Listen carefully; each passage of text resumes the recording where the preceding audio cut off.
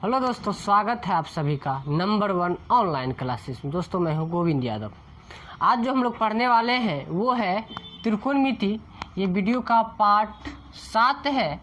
ये math class 10th के लिए जो त्रिकोणमिति होता है उसका एक्सरसाइज 8.1 का 11 नंबर सवाल है। 11 नंबर सवाल ये NCERT गणित जो कक्षा 10 के लिए है। अब देखिए इसमें सवाल हमारा क्या कहता है। पहला सवाल 11 का ये है पहला, जिसमें कि कहा है कि सत्य और असत्य बताइए, साथ ही साथ कारण सहित उत्तर दे।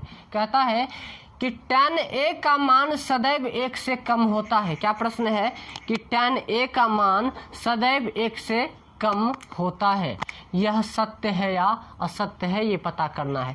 तो आप यदि इसके अगले चैप्टर को देखिएगा, यानी 8.2 को पढ़ने से पहले आपके सामने एक सारणी दिखाया जाएगा जिसमें कि सारा चीज़ का मान होता है। tan कोण जो कि 0 डिग्री, 30 डिग्री, 45 डिग्री, साथ ही साथ 90 डिग्री होता है। उसके अनुसार यहाँ पे आप देखिएगा कि tan 45 डिग्री का जो मान होता है वो 1 होता है। tan 45 डिग्री का मान 1 होता है। और हमारा जो यहाँ प्रश्न है कि tan a यानी tan थीटा मान जो होगा सदैव 1 से कम होगा।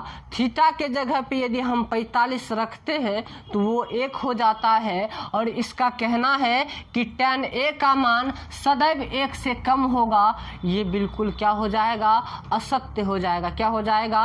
असत्य हो जाएगा, क्योंकि tan 45 का मान 1 होता है। ये 1 से कम थोड़ी ना हुआ, 1 हो गया है ना। इसीलिए इसने कहा था 1 से कम होना चाहिए, है ना। यहाँ पे क्या है? 1 हो जाता है। इसीलिए ये आपका जो होगा ये हो जाएगा असत्य, है ना। असत्य हो जाएगा। पहला आपका क्या हो गया? असत्य हो गया। चलिए अब दूसरा को भी देखते हैं।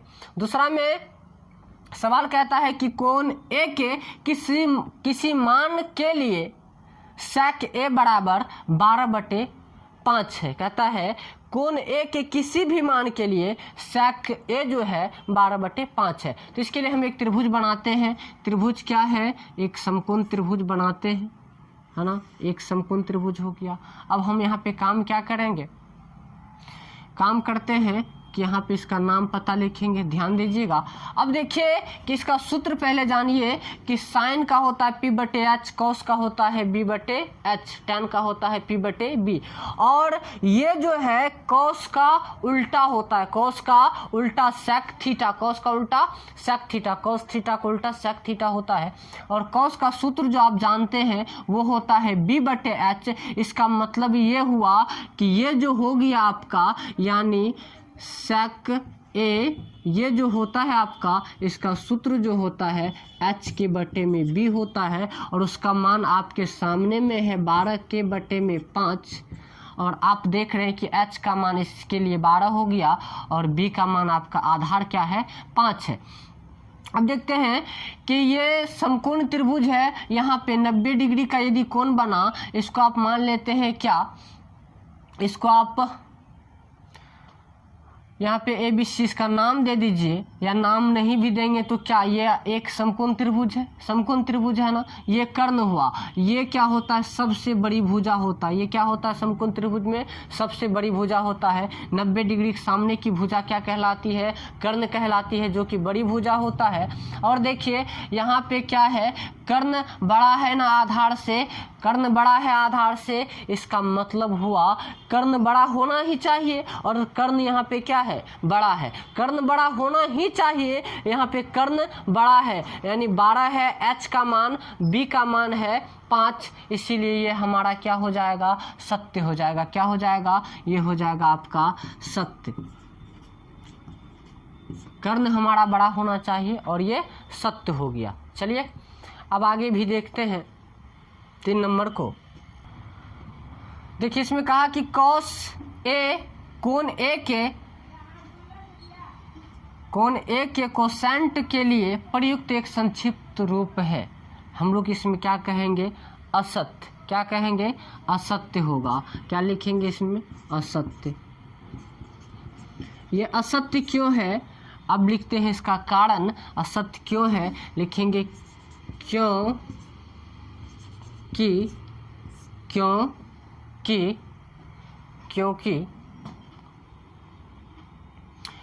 क्योंकि cos A के लिए कोसाइन के लिए एक संक्षिप्त रूप होता है ना।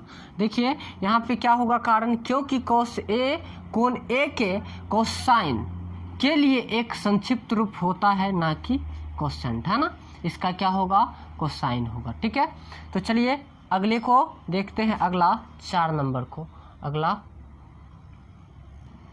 चलिए इसमें cot और A का गुणनफल होता है, यह क्या है, सत्य है या असत्य है। तो ये क्या हो जाएगा, ये हो जाएगा आपका असत्य। क्या हो जाएगा, असत्य हो जाएगा, क्योंकि